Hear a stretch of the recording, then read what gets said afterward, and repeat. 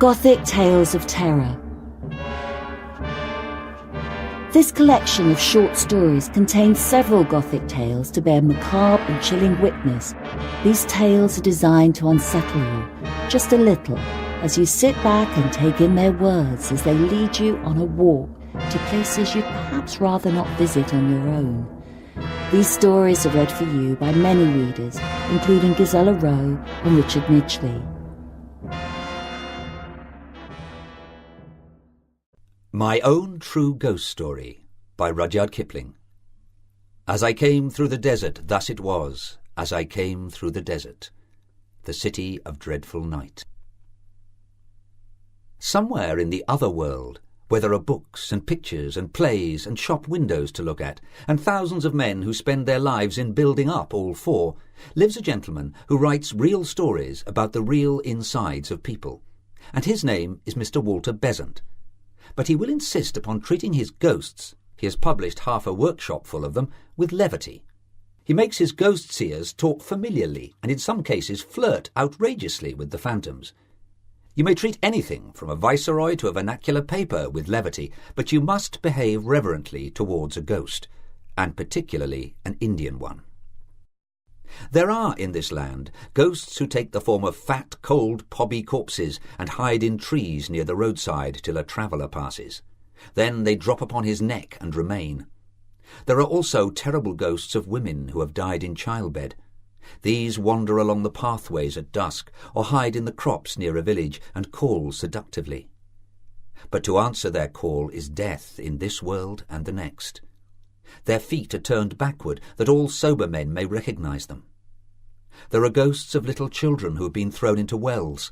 These haunt well curbs and the fringes of jungles and wail under the stars, or catch women by the wrist and beg to be taken up and carried. These and the corpse ghosts, however, are only vernacular articles and do not attack Saabs. No native ghost has yet been authentically reported to have frightened an Englishman. But many English ghosts have scared the life out of both white and black. Nearly every other station owns a ghost.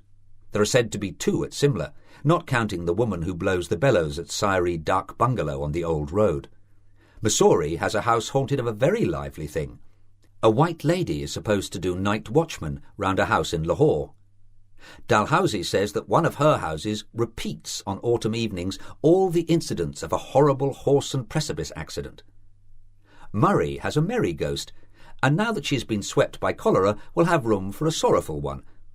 There are officers' quarters in Myanmar whose doors open without reason and whose furniture is guaranteed to creak, not with the heat of June, but with the weight of invisibles who come to lounge in the chairs. Peshawar possesses houses that none will willingly rent, and there is something, not fever, wrong with a big bungalow in Allahabad. The older provinces simply bristle with haunted houses, and march phantom armies along their main thoroughfares. Some of the dark bungalows on the Grand Trunk Road have handy little cemeteries in their compound, witnesses to the changes and chances of this mortal life in the days when men drove from Calcutta to the northwest. These bungalows are objectionable places to put up in. They are generally very old, always dirty, while the Khansama is as ancient as the bungalow. He either chatters senilely or falls into the long trances of age. In both moods he is useless. If you get angry with him, he refers to some Saab dead and buried these 30 years, and says that when he was in that Saab service, not a Khansama in the province could touch him. Then he jabbers and mows and trembles and fidgets among the dishes, and you repent of your irritation. In these dark bungalows, ghosts are most likely to be found, and when found, they should be made a note of. Not long ago it was my business to live in dark bungalows. I never inhabited the same house for 3 nights running, and grew to be learned in the breed. I lived in government-built ones, with red brick walls and rail ceilings, an inventory of the furniture posted in every room, and an excited snake at the threshold to give welcome. I lived in converted ones, old houses officiating as dark bungalows, where nothing was in its proper place and there wasn't even a fowl for dinner.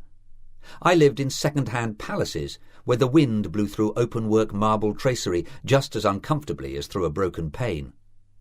I lived in dark bungalows where the last entry in the visitors' book was 15 months old, and where they slashed off the curry kid's head with a sword. It was my good luck to meet all sorts of men, from sober travelling missionaries and deserters flying mad in, to drunken loafers who threw whisky bottles at all who passed, and my still greater good fortune just to escape a maternity case.